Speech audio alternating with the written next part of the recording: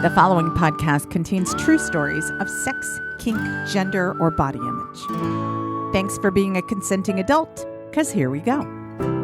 All of my life, I've never fit, but I won't complain and I won't quit. I am enormous, get used to it. Everyone tells me I'm too much.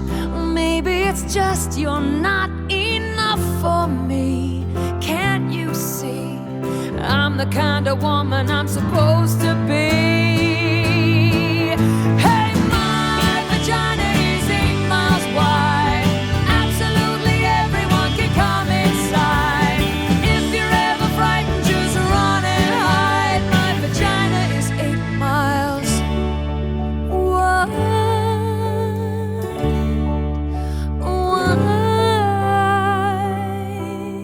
Hi, friend.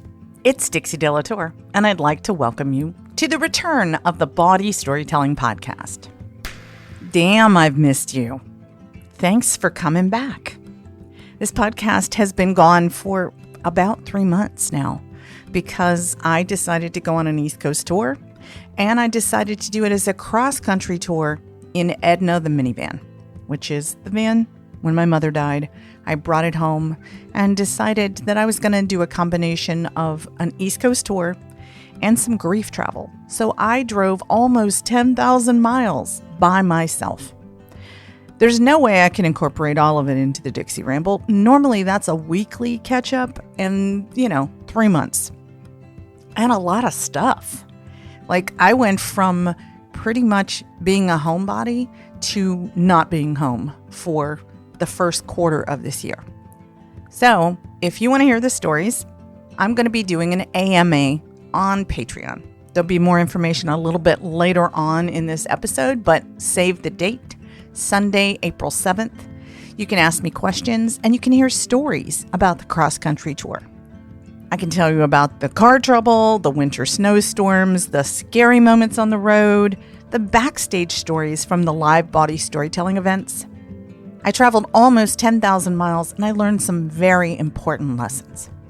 So any subscriber of Patreon can join me on that call. We'll get to see each other's faces. We'll get to talk live. More information later on in the episode, but save the date, Sunday, April 7th. That's less than a week away. Sure, deodorant is there for your armpits, but what about your underboob, your thigh folds, your belly button, your butt crack, your vulva, your feet? All of these places can generate odor. And this week, the Body Storytelling Podcast is sponsored by Lumi Whole Body Deodorant, which makes me very happy. And you'll be happy because I'm about to tell you how to save over 40% on the Lumi Starter Pack. Spoiler alert, this week they have a special offer. New customers get $5 off Lumi's Starter Pack with code Dixie at lumideodorant.com. Why am I excited to tell you about Lumi? Because it's my favorite deodorant and it's the only one I use. Unlike certain other deodorants, Lumi is powered by mandelic acid to deliver outrageous 72-hour control everywhere from your pits to your feet and, yes, on your privates. In fact, it was patients' concerns about private part odor that originally inspired the OB/GYN doctor who invented Lumi, and her game-changing whole-body deodorant has already earned over 300,000 five-star reviews from people like me. It's clinically proven to block odor all day and control odor for up to 72 hours.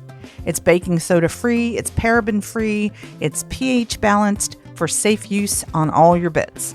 Yep, it's seriously safe for anywhere on your body. Pits, underboobs, thigh folds, belly buttons, butt cracks, vulvas, feet.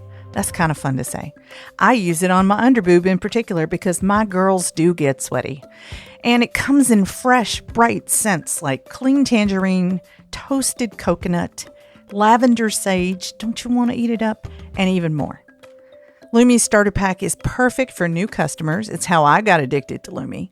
The starter pack comes with a solid stick deodorant, cream tube deodorant, 2 free products of your choice like mini body wash and deodorant wipes. Those came in very handy while I was traveling. And yes, free shipping. And remember, as a special offer for Body listeners, new customers get $5 off a Lumi starter pack with code Dixie, spelled DIXIE, at lumedeodorant.com. Okay, I'm going to do it again. Here's how you spell Lumi. That's spelled LUME. That discount equates to over 40% off your starter pack when you visit lumedeodorant.com and you use the code Dixie. And there's a link in the episode show notes. Hey, tell them Dixie sent you, will ya? Well, after all those live shows and all that travel, I've been recovering and I'm getting ready to start my next projects. We'll be planning more shows soon, but in the meantime, as I traveled, people kept asking me if I was going to be teaching my storytelling workshops. I have a special system that makes getting on stage fast really easy, and it helps you deal with your social anxiety. It helps you feel like you know exactly where you're going with your story, and if you've been the sort of person who struggles with speaking up at business meetings, or you've always dreamed of telling your story live on stage at my show, or any other storytelling show, then this workshop would be great for you. So sign up right now on my website so that you can see when it's coming out. It'll be happening soon. And I will tell you, I am going to be doing both in-person and online workshops of the 2 workshops that I teach. How to Be Fascinating, Dixie's Secret System for Brilliant Storytelling. That's the one for if you want to speak up at work or you want to get better at talking at parties or, the mainstream use of what I do. And the other one is How to Be Body, Dixie's Secret System for Uncensored Storytelling. If you want to learn the best way to talk about subjects like sex, kink, gender, or body image in a relatable, feel-good way. Both classes are useful and unique, so go to bodystorytelling.com/subscribe. Don't forget body is spelled BAWDY. bodystorytelling.com/subscribe. Get on my mailing list. And the ticket link will be up soon. I'd love to have you in one of my classes. After almost 3 months of travel and junk food, I'm thrilled to be back in my own kitchen and eating better. And eating better is easy with Factor's delicious, ready-to-eat meals. I don't really cook, so I love that every fresh, never frozen meal is chef-crafted, dietitian-approved, and ready to go in just 2 minutes. You have over 35 different options to choose from every week, including Calorie Smart, Protein Plus, and Keto options. And there are more than 60 add-ons to help you stay fueled up and feeling good all day. Have I mentioned that I love their wellness shots? What's cool about Factor? I'm so glad you asked. 2-minute meals. You can fuel up fast with Factor's restaurant-quality meals that are ready to heat and eat whenever you are. They have pancakes, smoothies, and more. You can discover a wide variety of easy options for the entire day, like breakfast, midday bites, and more. These are no prep, no mess meals. Factor meals are ready to heat and eat, so there's no prepping, cooking, or cleanup needed. You can make it flexible, so it fits your schedule. Get as much or as little as you need by choosing your meals every week. Plus, you can pause or reschedule your deliveries anytime. Factor is the perfect solution if you're looking for fast, premium options with no cooking required. So sign up and save. They've done the math, and Factor is less expensive than takeout, and every meal is dietitian approved to be nutritious and delicious. Use code BODY50 at factormeals.com/body50 to get 50% off. What are you waiting for? Get started today and get after those goals. And there's a link in this episode's show notes. Well, it's time for a story. And I want to tell you about this week's storyteller. Rahm Lujan is a Bay Area Renaissance daddy. His writing has appeared in numerous anthologies and publications, including Best American Erotica and Drummer magazine. His visual art has been shown throughout the San Francisco Bay Area, including Yerba Buena Center for the Arts and the Oakland Museum. His first short film, SM in the Hood, is distributed by Frameline, and if he hadn't maxed out his credit cards, he might have completed his documentary Clean Sober Punks, True Stories of Chaos, Hope, Redemption, and Punk Rock. And see the show notes for the spelling for the name of that documentary, okay? He's a literal dad to a lovely young lady and a mean daddy to his boy Rob. This storyteller is Rahm Lujan. Body Storytelling Kelly! You fucking degenerates. This story comes with a disclaimer. Don't try this at home. This was very early in my kink career when I was just a little seedling. When I was discharged from the Navy, I knew how to do two things. I knew how to tie knots, and I knew how to drink. Yeah, that's called foreshadowing.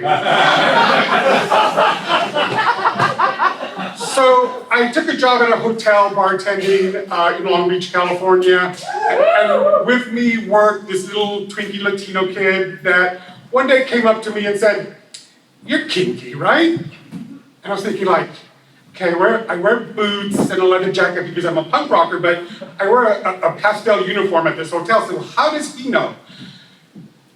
But yes, I am kinky. He said, I've been dating this guy and he's a little too kinky for me. Say more. He said, yeah, but he's married and he has kids. And I was like, stop. Like, I've been cheated on, and it really sucked. I didn't like the way it felt, and I don't want to be a part of that. He said, he's a rich Jewish lawyer. I said, I guess we can talk. No reason not to talk to him. So I called him a couple days later, and he had this deep, silky voice and an Eastern European accent that just kind of like, ugh. So he talked about our kinks. And, I told him I'm into boots and bondage and, that I was a dom. And he's like, well, great, because I'm a sub, but, I like suits. He says, do you have a suit? I'm like, yeah, it's the AIDS pandemic era. I have my funeral suit. It's cheap, but I can wear it if you want. He said, do you have tassels? And I thought, tassels? He's all, no, I mean like loafers with tassels. They just do this thing for me. And so he said he's into suits and this kind of role play and hot Carls on the trapeze. How did you know? that part's a lie. So we arranged to meet that weekend, and he picks me up, and I can't really see him in the car because it's dark, and we go up to this restaurant, this Japanese restaurant called Yamashiro in the Oakland Hills. It's a beautiful restaurant, beautiful gardens, grounds overlooking the LA basin.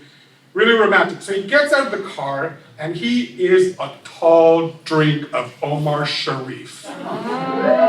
Mustache and everything, just didn't have the gap teeth. My mother lusted over Dr. Zhivago since I was a kid, and I wish that iPhones were invented back in '89 so that I could take a picture and send them to her and say, like, look what I got. So at that point, sushi was still kind of a newish fad, and for me, a Latino, like, ceviche was the closest thing to raw fish that I'd experienced. But I'm game, I'll give it a try. Oh, but going back about the tassels in the shoes, I said, I'm accommodating. I can pick up a pair. What designer brands do you like? He's like, Ferragamo, Yves Saint Laurent. I'm accommodating, but I'm also cheap, so I'll go to Kmart and we'll see what I can do. So I show up, and we're there, he's handsome, and I'm trying to eat this goddamn sushi, and I'm just gagging. I'm just like, and so I'm spitting it into like my napkin without him knowing, and it's like the size of a softball. And I could feel him throughout dinner kind of flicking my tassels with his bare foot, and I'm just like, dude, my eyes are up here. But he was just like, charming, he was just doing it. So he said, do you want to see my law office? And I'm like, sure, let's see your law office, yeah, let's go. So we drive over to Century City, and it's on the upper floor, and it's a very stereotypical law office. It's got that old world globe that is absolutely fucking useless. Mesopotamia, who gives a fuck? It's got the degrees on the wall, and it's got that little lamp with the green shade, and, it's like, okay, you're a lawyer, I get it. He brings out this ornate box, and in it, there's like a 35-year-old whiskey, and it's something, and I'm an alcoholic. I don't give a fuck. Just put it in a coffee cup and hand it over. So we'd been drinking at the restaurant. And when we left the restaurant, the chewed up sushi spilled on my shoes, and I'm like, you're gonna clean that. So we're in his office and we're drinking, and he goes over to these double doors and he opens them. And it's like, Get Smart. And for you kids, it's kind of like Batman's lair. In it is a St. Andrew's cross, there's whips, floggers, there are, handcuffs, rope, nipple clamps, spreaders, just anything you could think of. Oh, and dildos, butt plugs, dildos, like they were like coordinated by size. Very, very anal. So I started tying them up, and I don't really know how to, I don't really know what to do. I didn't have that much experience. I was 20 years old, but I do what I can. I'm just pulling out rope, and it's kind of a mess. It looks like Spider-Man jizzed all over him. So I nipple clamp him, I cop cage him, I butt plug him, and I'm hitting him with a little rider crop, and he's loving it because he's standing there in his little tasseled loafers, naked, and I'm just kind of going to town. And for some reason, I started, it went on for a while, it was great, but I started kind of, losing interest, and I looked at that booze, and I'm thinking, now this is the don't try this at home part. I wonder if this booze is flammable. Now, at this point, we hadn't discussed consensual fire breathing. That's, this is 20 years ago. But I could tell by his eyes bugging out that he thought maybe it was a good idea. He had a ball gag in his mouth, so he couldn't tell me yes or no. So I get a lighter, we've been smoking pot too. Don't do that. So I do the first, squirt, and it just burns his eyes, it doesn't ignite. And I do it a couple more times, and it's just not happening. So I thought, okay, that it was a fun idea. I do it one more time, and it ignites. And it scared us the fuck out, both of us. So I said, I stepped back, okay, let me just put this bottle down. That was a cute idea, but put it down, and on his desk, I see a photo of his wife and his two little toe-headed kids, and that feeling, that really shitty feeling kind of came over me again, and I'm just like, yeah, I'm gonna call it a night. This was cute, but like I just don't want to be a part of that. This is before that polyamory discussion was happening.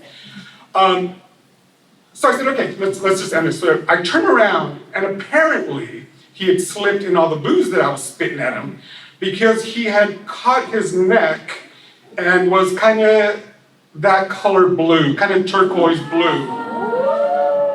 My first thought was, where can I dispose of this body? Because prison is not the way it's depicted in porn. I knew that much. But, logic kicked in, and I cut him down, and I'm doing CPR on him, and, dialing 911. And, he's breathing, but he's still kind of not coming to, and I was, freaking out. All of a sudden, the door flies open. There's a cop, an EMT, firefighter, and the building security. It was like Magic Mike backstage. And he's sitting in my arms, I'm fully clothed, he's sitting in my arms like La Pieta. And it smells like burned hair and booze and pot, and these guys are just like looking like, they had to like take a deep breath before they could even do anything. So they take him away, and the cops take me down to the police station in West Hollywood on Santa Monica. And the main guy, he doesn't really know what to charge me with. He's like, reckless endangerment, and I was like, drunk in public. I was like, yeah, no. And so they had to let me go. I had to take the bus that next morning to East LA from West Hollywood with tassels on. The ride of shame. About a month later, I get a package, and I'm thinking like, Amazon hasn't been invented yet. Like, what the fuck is this? Inside is a pair of snakeskin Ferragamo loafers with a little gold clasp on the tassels, and a note that said, "Thank you for a memorable night.